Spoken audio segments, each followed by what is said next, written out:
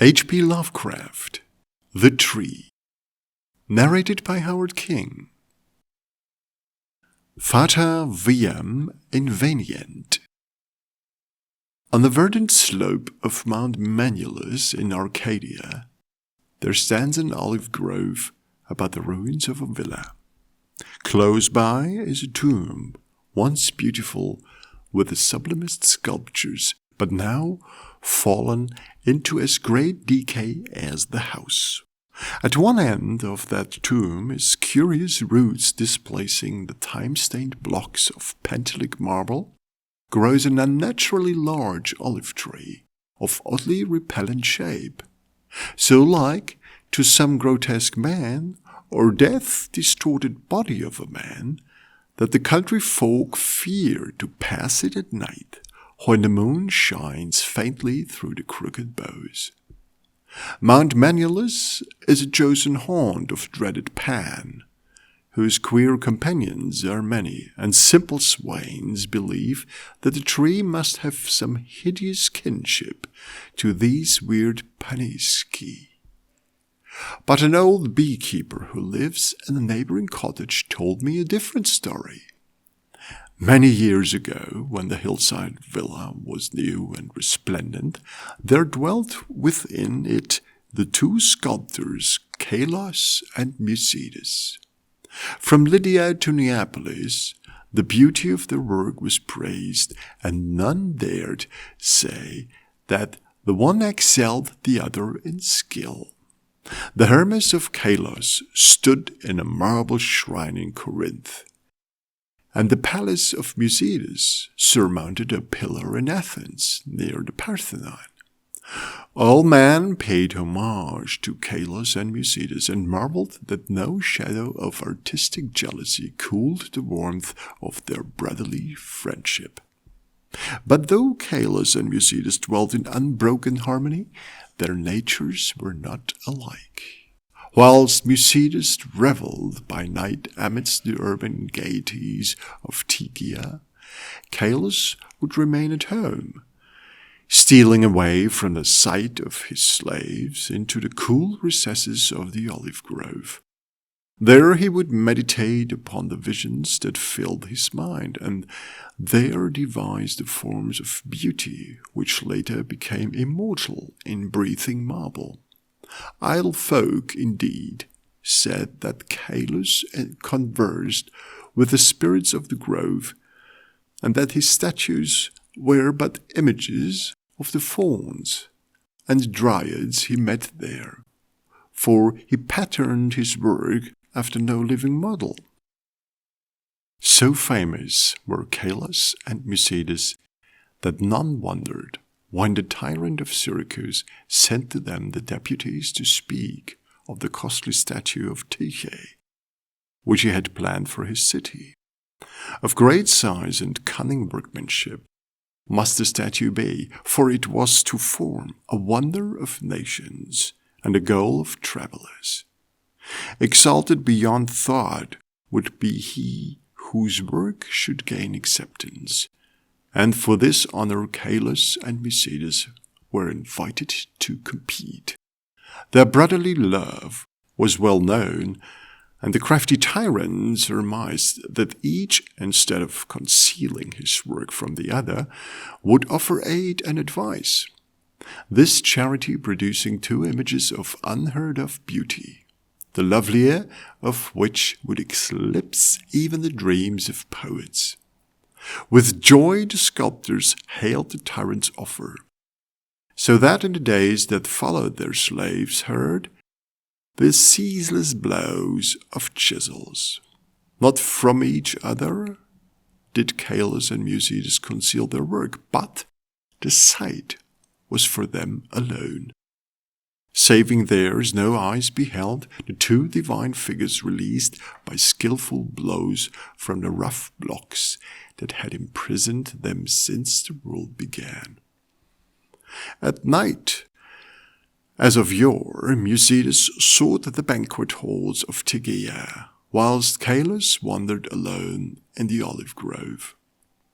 But as time passed, man observed a want of gaiety and the once sparkling Mercedes. It was strange, they said amongst themselves, that depression should thus seize one with so great a chance to win art's loftiest reward. Many months passed, yet in the sour face of Mercedes came nothing of the sharp expectancy which the situation should arouse. Then one day Mercedes spoke of the illness of Kalos, after which none marveled again at his sadness, since the sculptor's attachment was known to be deep and sacred. Subsequently, many went to visit Kalos, and indeed noticed the pallor of his face. But there was about him a happy serenity, which made his glance more magical than the glance of Mercedes, who was clearly distracted with anxiety, and who pushed aside all the slaves in his eagerness to feed and wait upon his friend with his own hands.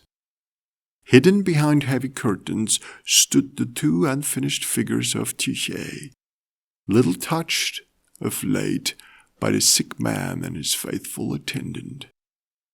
As Kalos grew inexplicably weaker and weaker, despite the ministrations of puzzled physicians and of his assiduous friend, he desired to be carried often to the grove which he so loved.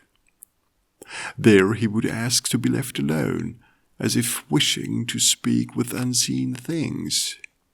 Mercedes ever granted his requests, though his eyes filled with visible tears at the thought that Kalos should care more for the fauns and the dryads than for him.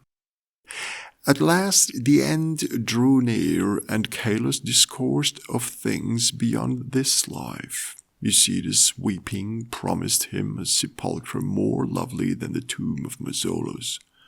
But Kalos bade him speak no more of marble glories. Only one wish now haunted the mind of the dying man, that twigs from certain olive trees in the grove be buried by his resting place, close to his head.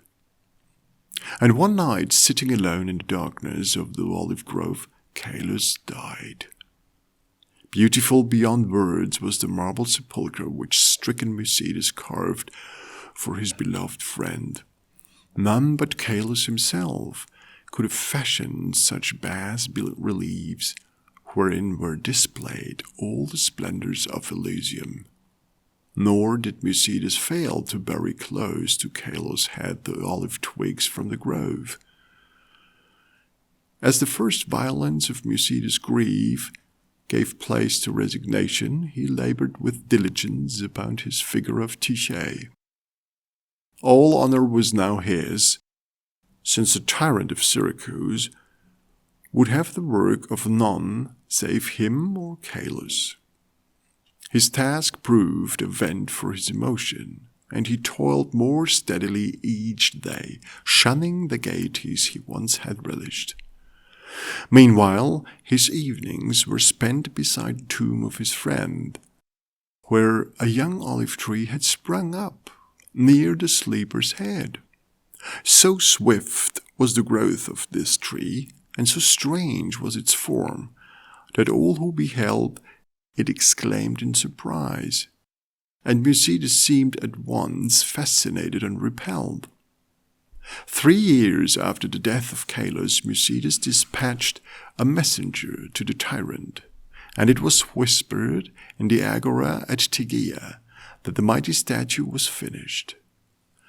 By this time the tree, by the tomb, had attained amazing proportions, exceeding all other trees of its kind, and sending out singularly heavy branch above the apartment in which Mercedes labored.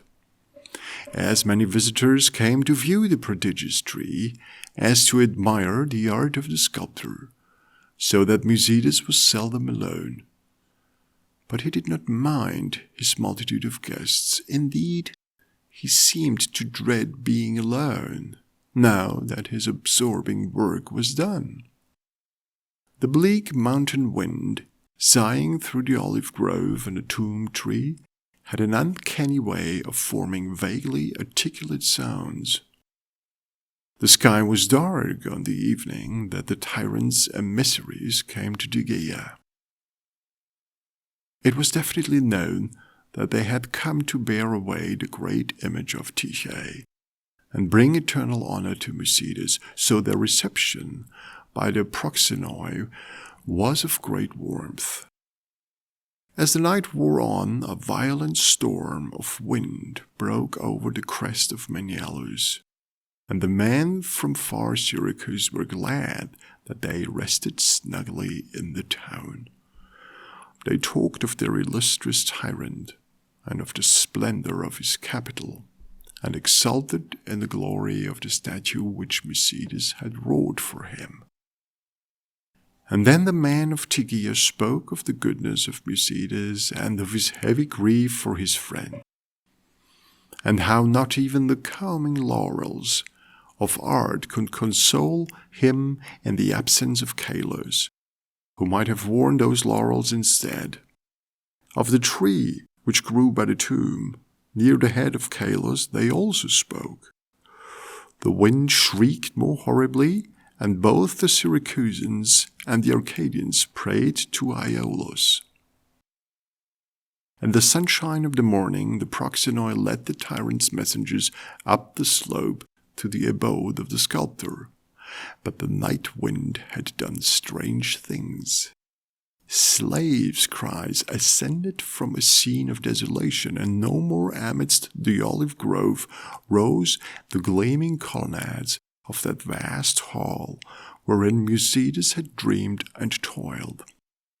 Lone and shaken mourned the humble courts and the lower walls, for upon the sumptuous greater peristyle had fallen squarely the heavy overhanging bough of the strange new tree, reducing the stately poem in marble with odd completeness to a mound of unsightly ruins. Strangers and Tegians stood aghast, looking from the wreckage to the great, sinister tree, whose aspect was so weirdly human, and whose roots reached so queerly into the sculptured sepulchre of Kalos. And their fear and dismay increased when they searched the fallen apartment. For of the gentle Mercedes and of the marvelously fashioned image of Tyche, no trace could be discovered. Amidst such stupendous ruin, only chaos dwelt, and the representatives of two cities left disappointed, Syracusans that they had no statue to bear home, Tegeans that they had no artist to crown. However, the Syracusans obtained after a while a very splendid statue in Athens, and the Tegeans consoled themselves by erecting in the agora a marble temple commemorating the gifts, virtues, and brotherly piety of Mercedes. But the olive grove still stands, as does the tree growing out of the tomb of Kalos. And the old beekeeper told me that sometimes the boughs whisper to one another in the night wind, saying over and over again, Oida, Oida, I know, I know.